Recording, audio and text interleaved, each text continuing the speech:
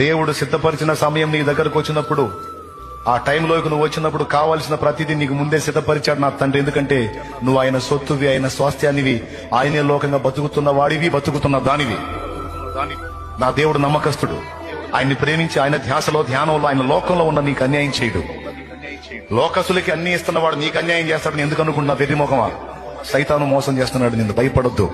లోకస్తులకి అన్ని ఇచ్చే దేవుడు తన బిడ్డవైన నీకు మరి నిశ్చయంగా ఇచ్చును. ఇంకా చెప్పాలంటే ఆయన బిడ్డవైన నీకు దాచిపెట్టినవి నువ్వు అడుగు వాటి కంటే, ఊహించే వాటి కంటే కూడా ఉన్నతంగా ఉంటాయి. అలాంటి శ్రేష్టమైనవి దాచిపెట్టుంచాడు నీకు. తగిన కాలం వచ్చినప్పుడు ప్రతిదీ నువ్వు అందుకుంటావు. ఇప్పుడు ఏడుస్తున్న నువ్వు ఒక రోజు పగలబడి నవ్వే రోజు వచ్చింది. ఇప్పుడు ఆకలి కొన్న నువ్వు కడుపు నిండా తిని 10 మందికి పెట్టే రోజు వచ్చింది.